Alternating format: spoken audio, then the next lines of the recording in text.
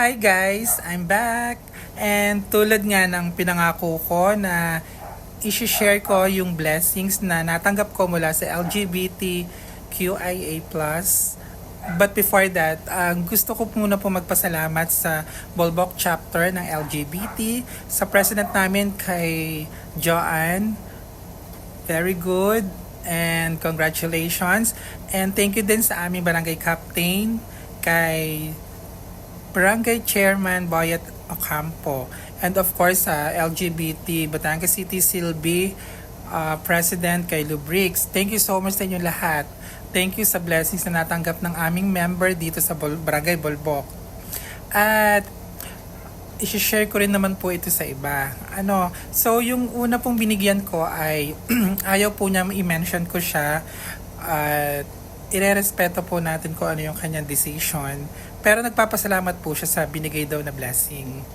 And yung pangalawang binigyan ko po ng blessing ay nakaka-touch kasi alam nyo ba na yung kaya pala gusto niyang bigyan ko siya kasi may pagbibigyan din siyang iba.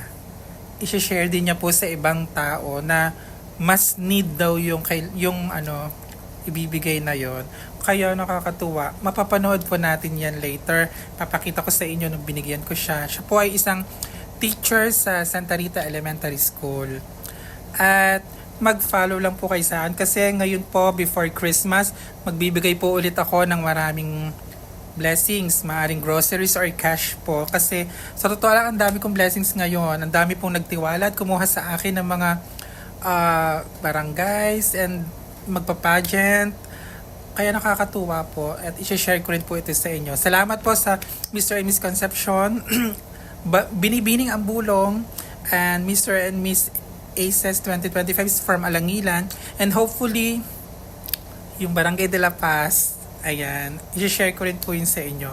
Maraming salamat po at tingnan po natin yung aking binigyan ng blessings from Santa Rita Elementary School.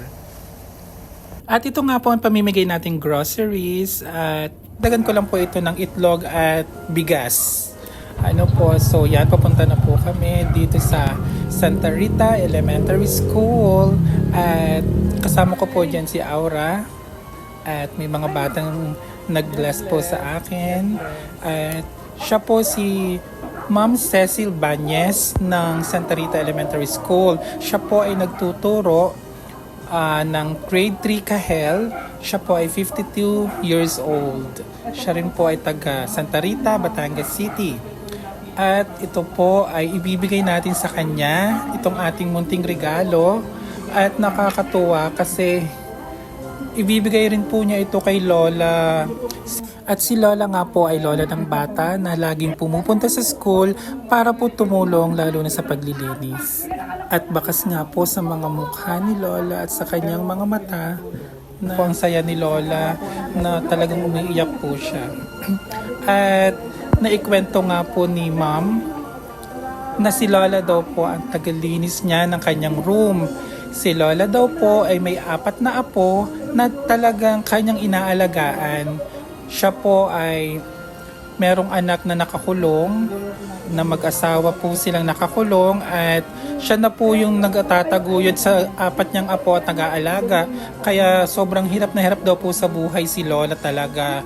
Kaya tinulungan siya ng Ma'am Cecil Banyes. At si Lola nga po pala ay mag-70 years old na ngayong December 8. Kaya happy birthday Lola! Deserve mo po yan. Sabi ko nga kay Ma'am na kapag meron pa ulit mga blessings ako ay hindi ko kakalimutan si Lola. Talagang babalikan ko siya. Papasalamat ako kay Ma'am Banyes kasi ginawa siyang kasangkapan talaga ni Lord para magbigay ng share sa iba. Siya po si Ma'am Cecil, isang guro na sa Santa Rita Elementary School at isa po siyang generous. Maraming salamat po, Ma'am.